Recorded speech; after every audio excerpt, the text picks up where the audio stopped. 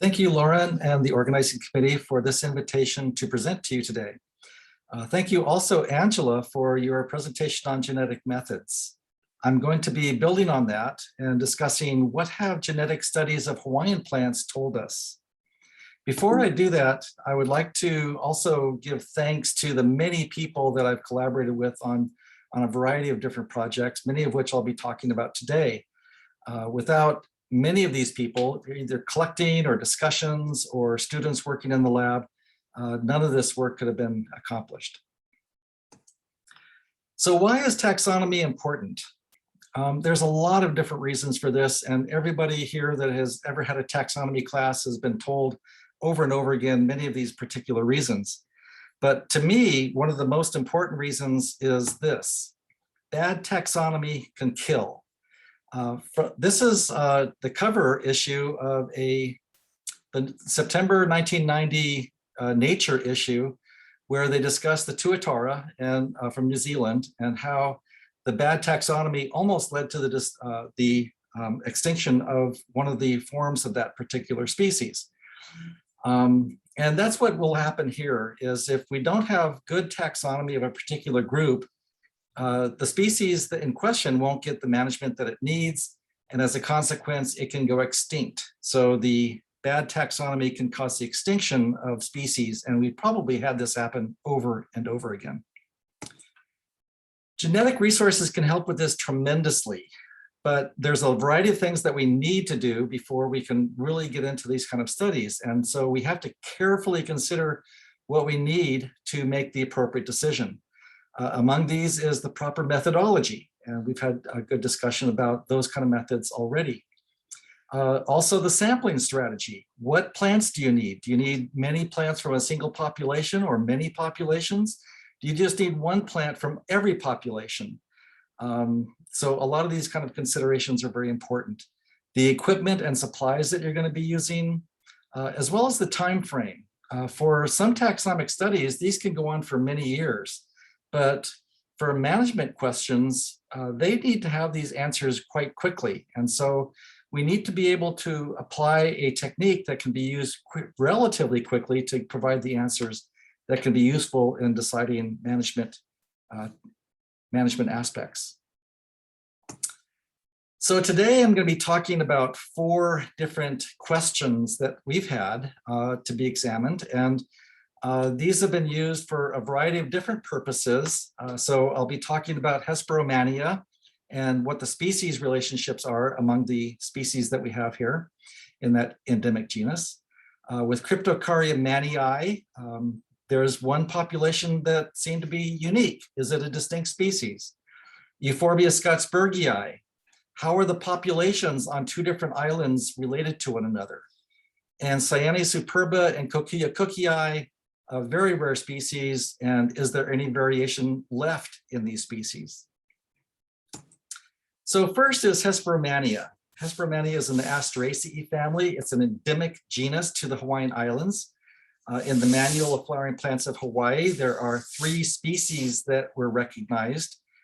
There was one species that was found on Kauai, Hesperomannia lidgatii, and then 2 species that were found on multiple islands. Arbuscula was on Oahu and West Maui, and arborescens was on Oahu, Lanai, and Molokai.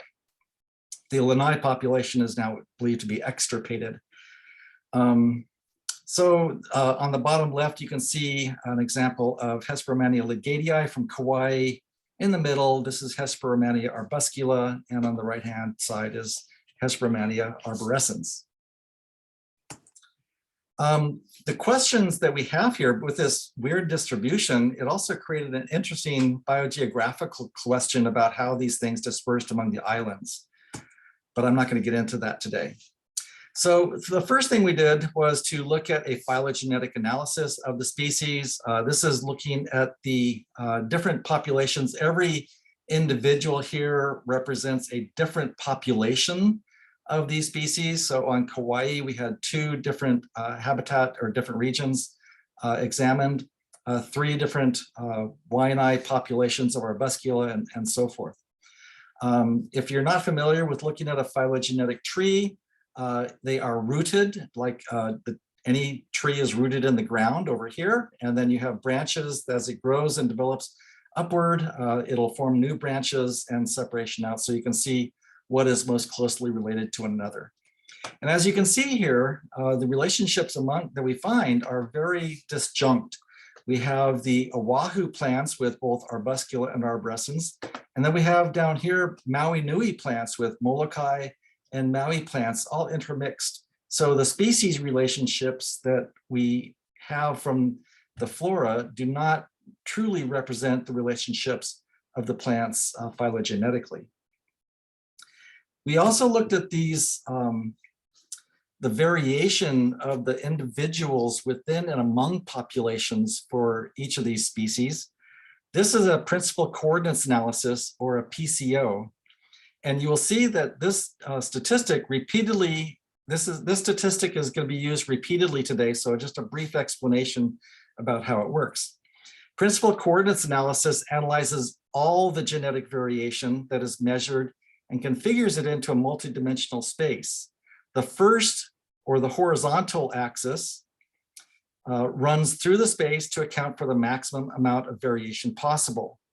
The second, or the vertical axis, similarly accounts for the maximum amount of variation remaining and is at a right angle to that first axis.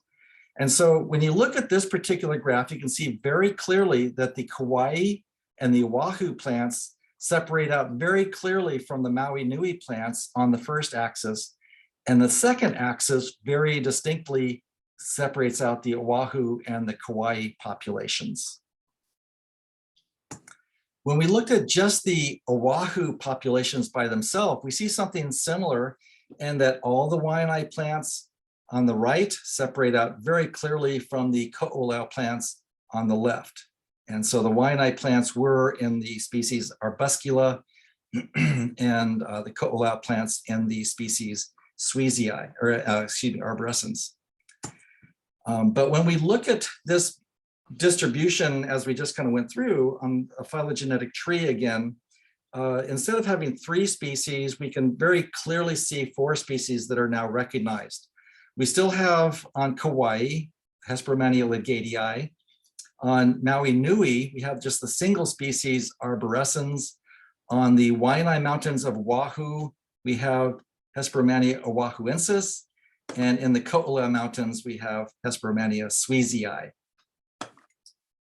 When we look at this distribution from a biogeographic perspective, we also see it's much clearer in terms of the distribution of the species and the dispersal of the species among the islands.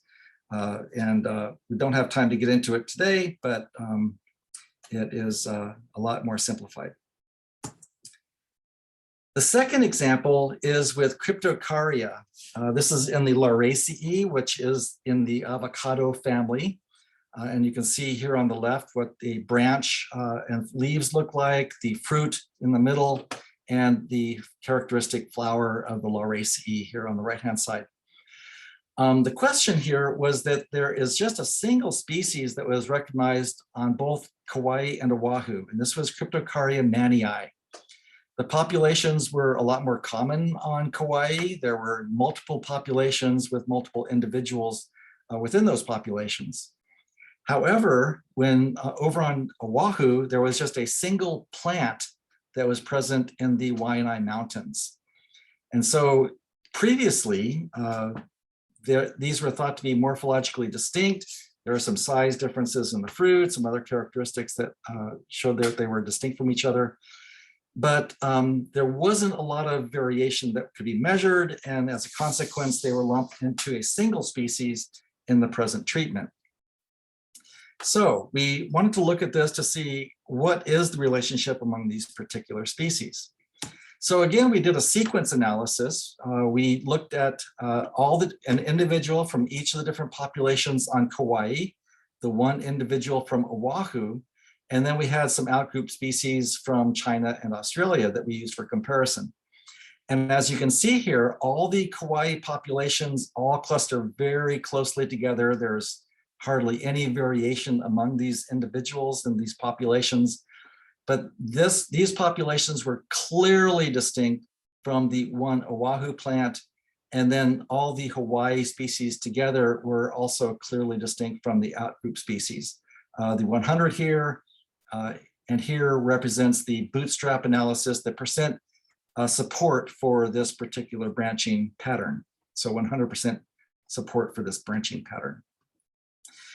This is with the nuclear ITS region. When we compared the chloroplast region, TRNK, which generally has less variation present, again, there was separation between the species, and again, Cryptocarya mannii and Oahuensis do cluster closely to those same three outgroup species from China and Australia. We also looked at this at the population level, looking at individuals. And again, we see a clear separation between the single Oahu plant up here at the very top from all the individuals of all the populations that we examined of Cryptocarya mannii from Kauai. So there's strong evidence that this is that the one individual from Oahu is a distinct species, and it's referred to now as Cryptocarya oahuensis. The plant is now able to be perceived for management consideration as a PEP species, and is receiving support for management of that individual, and efforts to propagate it and get other individuals from that going are underway. The third example that I wanted to talk with you about is Euhporbia skottsbergii. Euhporbia skottsbergii in the Euphorbiaceae, previously referred to as Camiscice skottsbergii. This is a drought deciduous shrub that occurs in the coastal plains of Oahu and Molokai. And there's also one variety that is present up in the foothills of Molokai. And you can see it here. It's a small subshrub, gets up to about 3 or 4 feet tall, sometimes a little bit taller. This is the Oahu plant. This is the taxonomy that has been applied to the species of, or the varieties of skottsbergii. There were 4 varieties originally recognized. Variety skottsbergii from the Evo Plains is now extinct, now a housing complex all through there. Variety Kaleloa Loana, which is not too far away, closer to Barber's Point, was a distinct variety and recognized by both Scherf and Scottsberg. Variety Audens on Molokai, which is a coastal species, or a variety, was separate also by Scherf and Scottsberg, but Kutnik, who did a taxonomic treatment of the Hawaiian Euhporbia, lumped them all together as the single variety under Skottsbergii. The other variety is Vacciniades, again from Molokai, and this is the one up in the foothills of Molokai. Here you can see the plants in side-by-side pictures. So again, here is Skottsbergii from Kaleloa.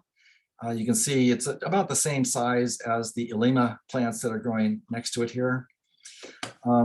The variety Skottsbergii over on Molokai is very distinctive though. It grows very low to the ground, usually only getting maybe a couple centimeters off the ground, and you could run a lawnmower over it and probably not cut it. And then in contrast, in the foothills is variety Vacciniades. Here I am standing next to a plant, and you can see it's very tall. Here are the cluster of leaves very high above my head in that picture. So here's the location of the populations that we were looking at, the Oahu population in Kaleloa, the 2 populations of the coastal form, which is on West Molokai and one at Mo'omomi Dunes, and then the foothill plant Vacciniades up in more eastern Molokai. So again, we were looking at this with population level analysis. And here you can see the results of this principal coordinates analysis from this. And just like we were talking about before, we have a very clear separation of the Oahu plants over here on the left from the Molokai plants over here on the right. And this is in the first axis. In the second axis we have a clear distinction of the two forms from Molokai, the low-growing form along the coast and the tall-growing form in the foothills. So again, very distinct. So from this, it's very obvious that these three forms represent three distinctive varieties genetically as well as morphologically. And so we are returning these to their original names. Since skottsbergii is now extinct, we couldn't compare this. It does have priority over Kailalawana. So this is the variety name that we would go with for Oahu. The coastal form on Molokai is variety audens, and the foothill form is vaccinioides. The other thing that I want to point out here is that skottsbergii, which is an endangered species, had the highest level of variation that we've ever examined.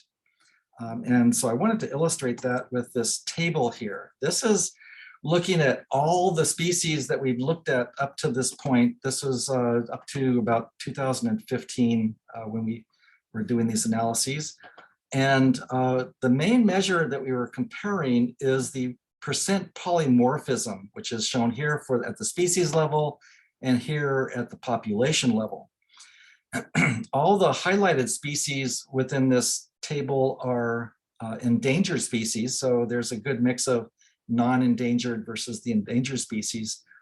And as you can see here, looking at this, Euhporbia skottsbergii has close to 100% variation at the genetic markers that we were looking at, which is incredible. Everything else that we looked at was much lower than that. Even the other Euhporbia species that we've examined are quite a bit lower than the levels for Euhporbia skottsbergii. The other thing that I would like to point out in this table is, again, there's a huge amount of variation that's present here, some very low numbers and along with these very high numbers. But I want to focus on these two species now. This is Cyanea superba in the Campanulaceae with only 2% variation polymorphism at the species level, and Kokia cookei in the Malvaceae family, which has 16% polymorphism at the species level. It's interesting to note here that both of these species were reduced down to a genetic or to a huge bottleneck of only a single individual that was present, and then efforts to grow more individuals from those two. The result is, or from this is, we found in this study was pretty startling to us at the time, but there's explanations for it. So we have, again, just both populations were reduced down to a single individual. Both species were regenerated from a collected seed from the fruit that was collected, and then seeds germinated and grown. Interestingly, just to kind of highlight, if you're not familiar with the Kokia cookei story, this particular plant was down to a single individual. It was thought that it's probably going to die, and so efforts were made to cut off a branch, graft it onto the rootstock of a related species, Kokia drainurioides, and then that was grown at Waimea Botanical Garden. And then subsequently, the individual on Molokai did die, and so the only individual of this species was a plant that was not even growing on its own roots. Therefore, I guess you can say that this is the rarest species in the world based on that. Similarly, although not quite as dramatic, so Cyanea superba was also down to just a single individual in the Waianae Mountains of Oahu, and fruit were collected. That was, these fruit were then, or seeds from these fruit were subsequently germinated. Germination was very good, and the plants grew quite strongly. These were then later able to be outplanted back into the forest in protected sites. In contrast, the cookei plant, the seeds that were germinated from this struggled to survive. Many of them died, and efforts were made over and over again to try to get sufficient germination from these efforts to be able to grow them. in, again, more natural settings. And there's been some success with this, but not nearly so good as with the Cyanea superba. So both of these species had a tremendous genetic bottleneck that occurred. One is doing quite well in terms of its growth. The other is struggling. This is the principal coordinates analysis of what we found with Cyanea superba. We analyzed about 60 plants of this that were grown from these seeds from this original stock. And we saw, again, extremely low genetic variation, as I reported in the table, about 2% polymorphism. And what this represents here is that this one dot here represents 33 individuals. This dot represents 5 individuals, 2 individuals, 2 individuals here, and then just a single individual for each of these dots.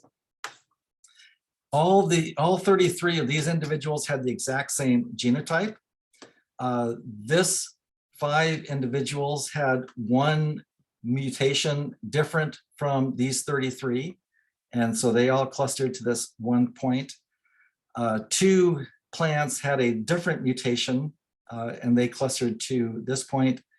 And then these 2 plants had this mutation that was found in these 5 plus 1 other mutation. And so again, very little variation present here. And then similarly in this direction, this plant had 1 mutation. This plant here had 1 mutation that was reflected here plus 1 other. So a total of 2 mutations. So altogether, there's only 5 different mutations that occurred in this among these individuals within among these species that were present. In contrast, with Kokia cookei, we can see that here with this analysis of the entire genus. Kokia is an endemic genus to Hawaii, and we have variation here for Kokia kauaiensis on Kauai and the number of populations that are present there. Over here, the circles represent Kokia drynereoides, and the squares are the few individuals of Kokia cookei. This individual with the asterisk is the one parental plant that was produced or that was grafted onto another plant, and then seeds from this, which generated these other 4 individuals. And as you can see, there's a fair amount of variation that's present there. Now, just to put this into context, if you look at the other graph with the Cyanea superba, which had the individuals widely separated, if we were to take the variation present in that analysis and apply that here, the variation among those individuals would probably fall into an area like this, just like these 3 closely related species right here within this population. And that's probably what we would see for all of Cyanea superba, is just a very close-knit few spots there. In contrast, with Kokia cookei, we do see a fairly good spread of the individuals present.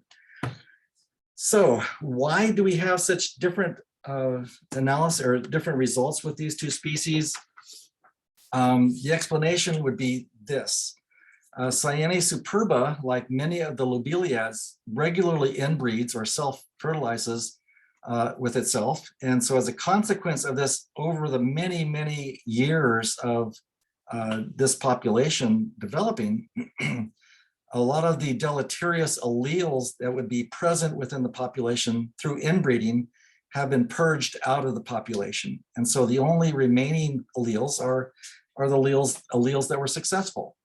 And so as a consequence, there's little or no inbreeding depression that's present within the species. In contrast, with Kokia cookei, it evolved traits that promote outcrossing and bird pollination. As a consequence of that, when it was forced to inbreed, it is expressing a lot of the deleterious alleles that are still present in among the genes of this species. And the result is that there are severe consequences in the results of this forced inbreeding that's taking place with Kokia cookei. So with this, what are some of the lessons that we've learned here? with genetic studies so far among the Hawaiian flora. The first one that I wanted to pass on is do not blindly accept the taxonomy of a species just because it's in a flora or a manual. Those are great starting points for doing analyses and understanding the relationships among species and forms and so forth. But there may be something hiding there. And so be aware that you might be finding something different. If you're out doing field work and you see something that looks very unique, it might be. It's not uncommon to have new species be found fairly regularly here in the Hawaiian flora still. And so there are new things to be discovered there. There is variation that hasn't been looked at yet. And so keep your eyes open when you're out doing field work. The other thing I wanted to pass on is that population genetics can be an important tool to understanding and developing sound management plans. It's not the end all, it's not the answer to everything, but it is an important tool for us to understand relationships. And then the third thing is that when we're looking at the results that we have here, we have to interpret these things using the broader understanding of the species biology, the reproductive patterns, is it good at inbreeding or mostly outcrossing? What's the pollination mechanism used for it, for example? And also look at the past distribution, the land use practices, and there's many other factors that we must consider when we're looking at these things for conservation purposes. And with that, I will stop and answer any questions that you might have.